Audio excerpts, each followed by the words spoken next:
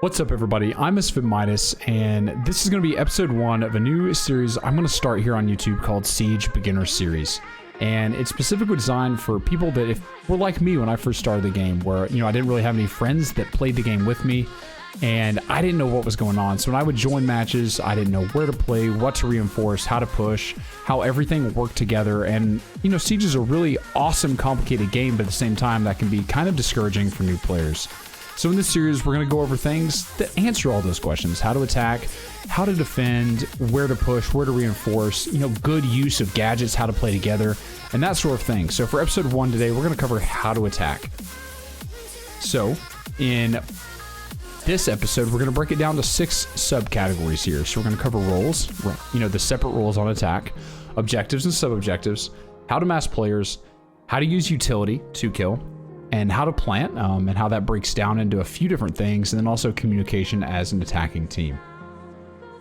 So the first one we're going to cover here is roles on attack. So, this is a loose template of kind of how the roles work on attack, but they're going to be broken down to a few categories here. They're going to be broken down to entries, or entry fraggers, broken down to flex players, supports, and then hard breach, which arguably can also be lumped into supports, but for the new players, just so you can see it on the right side of your screen there, those are the very specific solely hard breach operators. So how do these work, right? So we'll go from right to left here. So hard breachers, those guys are specifically the ones that can open up reinforced walls with their gadgets. We'll break those down in kind of a separate episode here, but just so you know, that's what their job is, their primary job, right? Stay alive, make sure your entries and your flex can get in positions that they can cover you to use your utility, right? So with hard breachers and supports, their overarching job through the whole map, flank watch, making sure your team doesn't get flanked from behind or something once you clear a certain area. Their job is to use utility. So all the supports, the utility is going to be really important. So you look at that hard breach lineup, right? Like you have to have those. And then we're moving left, right? You have flex players, which they're kind of on that fine line where you want to use some of their utility, and you need to kind of keep that. But then also they can kill, and they can kill really well, right? Especially like IQ with the G8, and you have Yana, who has the G36C. And then you move over to the left side of your page there, and that's entry fraggers. These are operators that are designed to kill, kill, kill. Like, sure, they may have a really good utility, especially in a utility dump meta. Like Ashe and Zofia, they're going to be super important with their gadgets, but their overarching goal is to kill. And that's kind of how it's going to break down. Of course, you have 5 players. And typically, you're going to kind of see it broken down into 2 entries. So a primary entry and a secondary entry on that list there. 1 flex player, and then 1 support and 1 hard breach. But obviously, this changes, or, any 2 from the support / hard breach category, right? And obviously, those can change per map. Now, the next thing we're going to cover here is going to be objectives and sub-objectives. So shout out to Dark Zero for the use of their maps. You can download these for free by going to their Google Drive vault, which you can find in their Discord. If you're interested in using these maps to walk through strats with your teams, etc., on every map in Pro League. And so this one is going to be Clubhouse, and that's going to be what we're going to use for all our examples today. So for objectives and sub-objectives, what you really want to look at here is trying to figure out what you have to do to accomplish the mission, right? So for instance, right here, let's say that your goal is CCTV cache, right? Pretty common, at least I would say pretty common, starting site on Clubhouse. And so when you're trying to take out CCTV cache, we're going to call this our primary objective. And this might be talking a little bit like the army here. But if this is your primary objective, as an attacking team, you have to do a few things first, right? Which we're going to break down into further series, what to do per site, per map, etc. But if this is the primary objective, you're going to have a few sub-objectives, right? So if that's the first one, Garage is going to be a sub-objective. As an attacking team, you need to get control of a Garage if you're going to want to do anything in CCTV, right? If we're going for a default plant, which in this site is right here next to the bomb, you're going to have to get control of Garage. So if this is the first sub-objective, we need to worry about this. Secondly, we need to worry about the balcony, right? So a pretty common thing is rotating from construction into the CC window to get an angle. So now we've identified 2 sub-objectives we need control of. We need sub-objective 1, sub-objective 2. We need to be able to get this wall open, right? So that's sub-objective 3. And then right below CCTV in lounge, which we'll look at here in a minute, is sub-objective 4. So now you've identified 4 sub-objectives that your team has to either get control of or clear out before you go for your final objective, which is going to be executing a plant on CCTV to win the round. And that's how your team has to look at everything, right? So if your team is trying to figure out exactly how to attack a site, look at working together on trying to get this checklist of things done, especially on these really well-developed maps that are older in Pro League like Clubhouse, of things that are very commonly done, right? You know, you need to get control of Garage because they can't get angles straight across from you. You know, you need to get a hold of Raptors so they can't do this jump from you. You know, you need to get control of Lounge right below CCTV so they can't C4 up underneath to stop the plant.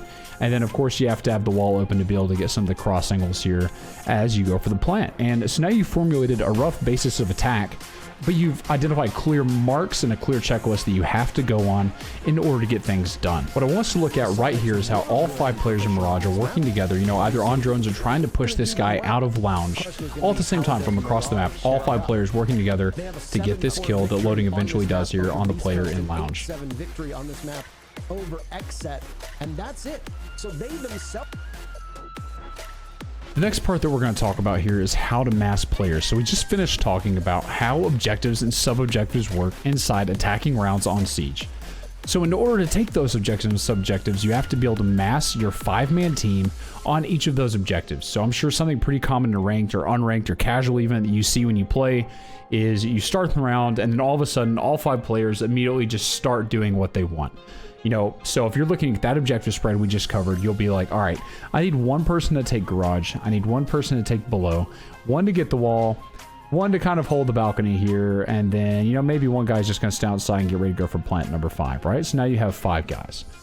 But is this going to work if you send one guy into Garage or one guy just by himself to take the Garage or one guy to take Lounge? Is that going to work? No, probably not, because odds are the other team is going to be masked, and especially on defense, a 1v1 is never going to favor the attacker if he solely just walks in and tries to take something himself. So instead of splitting your players up like that, what if we tried massing players? So now you know all these objectives, so you're like, all right, first order of business, we need to get this wall open. So what do?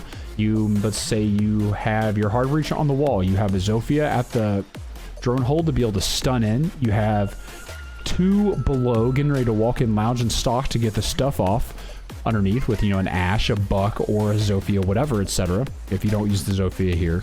And then you have a 5th person droning, right? And all these guys are either droning, working together, and then now the wall's open, but that's all 5 people. So all 5 people together complete objective number 1. Now, with this open, we're going to see an example of this in a minute, all 5 people turn their attention towards working for Garage, right? So as all 5 people start working towards Garage, you have, you know, maybe a man on the wall trying to drone in, one holding a long angle into Garage, you have 1 or 2 opening up below in Garage, and then you have 1 or 2 prepping to use utility from the Garage door in order to clear this guy out. So now all 5 people are massing on Garage. And you do the same thing, right? So on every single one. So 5 work on the wall, you work all together on Garage, and then you work all together on maintaining Lounge, which you probably already did trying to get the wall, and then you work on trying to send one guy now individually maybe out to control the balcony, and then you get ready for the plant. So it's all about massing people on each one, putting yourself in favorable positions, because let's face it, right? The defender's going to be spread out. So when you're massing players, a 5 versus 1 or a 5 versus 2 is always going to be much more favorable.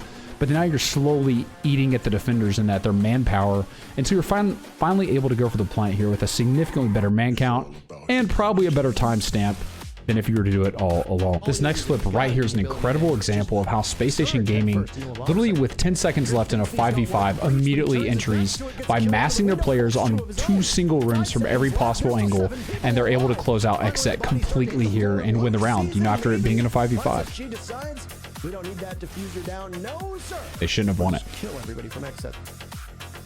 The next very brief point we're going to talk about is how to use utility to kill. And again, we'll show a clip of this here in a minute. But the most important piece, especially on attack, is not putting yourself in 1 versus 1 fights. You always want to take advantageous fights to you, especially on attack, because the defenders automatically have a natural advantage. And you have a ton of utility on the attacking side to be able to do that. So don't just face check. It's not worth it. So when, again, we use this example of Garage playing Raptors earlier, if you're trying to get this guy out, you should be using nades from below, but flashes to burn the ADS, or even Capital firebolts from the door, underneath, etc., wherever, in order to get this guy out. There's no need to have to face check this guy to push him. You know, it's the same thing when you're trying to, you know, 2 or 3 stack you know, maybe CCTV or cache you push in, and make sure that you're using Zofia stuns or even Habana pellets or ash charges to open up walls you might not necessarily always need, like, you know, even on top red, in order to clear these guys out, because don't save your utility for the very end. You know, make sure you're using it as you go in order to get kills and make them advantageous to you. So utility is an important part of Siege. It's what Siege is built around, so just make sure you use it. Now what's going to be important here in this clip is the utility usage on the Maestro above. They're using flashes, they're opening below, and then the Firebolt comes out while holding angles, and rather than making a fair fight, they use the Firebolt to finish it out completely with the crosses held from every angle. The fifth thing we're going to talk about here is the science of planning. And planning, you know, although it falls typically on the hard breacher or support role to make the plant in every round, you know, if you're actually going to go for a plant rather than kills, it could fall on anybody, right? Because let's say maybe, you know, the first plant attempt goes down and he dies, you know, now all of a sudden, you know, maybe the entry who, you know, you might assume, well, I'm the entry, I never have to plant, now automatically has to figure out how to plant, but he's never done it before, right? So some things to talk about, and again, we'll break this down in every map when we go through every map in detail on attack and defense, on, you know, how to attack each specific site. But for instance, we're using Clubhouse CCTV cache as the example here.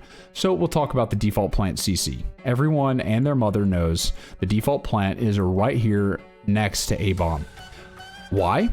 Because if you get those subjects as we talk about, this is going to be the safest spot from crosses in the entire site. So, you know, as long as you have this balcony control, the only place they can push you is here, here, below at the C4, or throw smokes and C4s through the wall.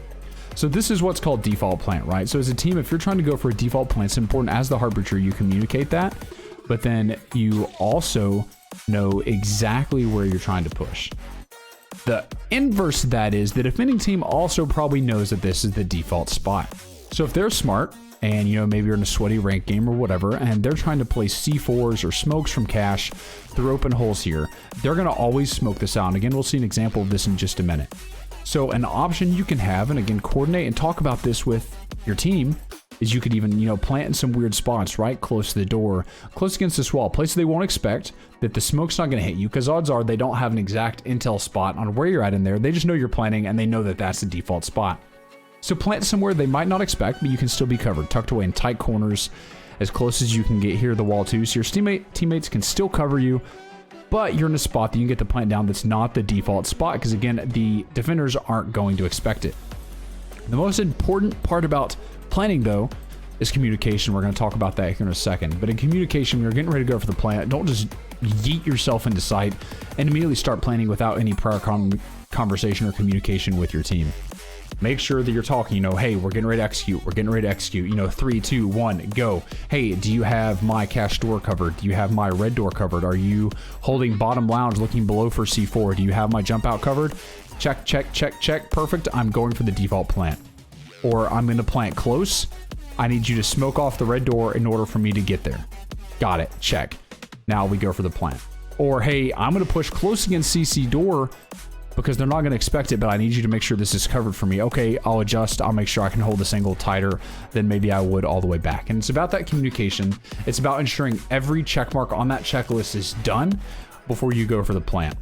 We talked about alternative plant spots, and this is one of them, right? So being able to jump in gym, still being in a 4v4, and be able to get the plant down while still holding angles, because they made that checklist and they checked off every possible thing to make sure that they could get this plant right here in gym down and then be able to fall back and get the angles. It's unwinnable for XSET. SSG wins this round solely off being able to get this plant down as a team together.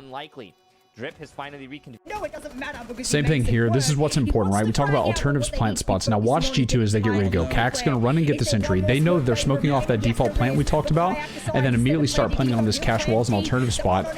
So Vitality has no idea where they're planting, and they win the round off the alternative plant spot with the kills. Easy deflect.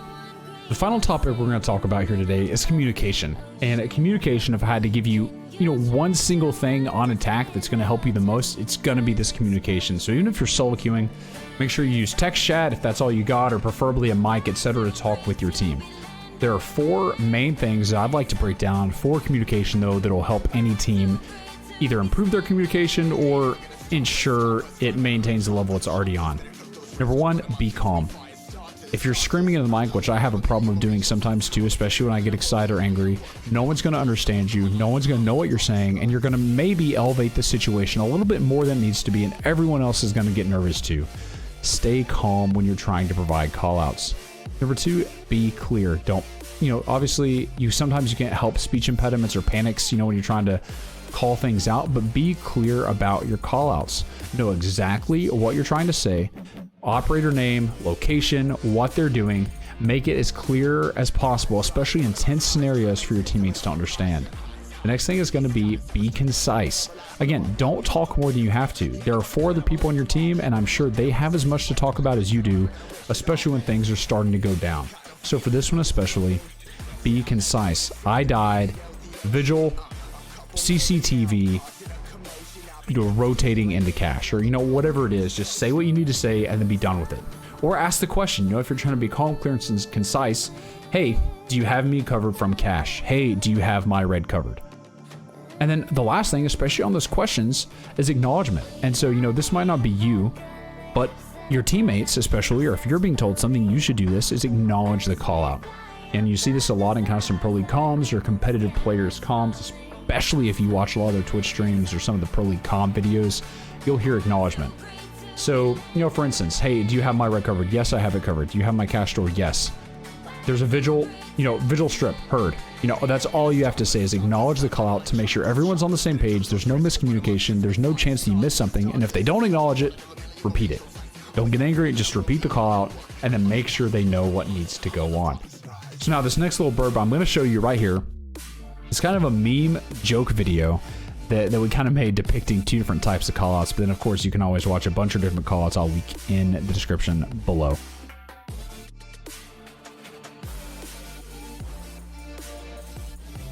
Arcade. Yeah, Midas, when you make callouts, if you could not yell, that'd be phenomenal too. Bro, then what kind of? All right, hear me out. There's I 2 would like types to of be able teams to that do hear things callouts. going on. There's 2 types of teams that make callouts: Dark Zero and G2. If you ever listen to them, it's so funny because Dark Zero's like, daycare, top arcade, pushing you, nice. I would like that. And then G2, Fabian's like,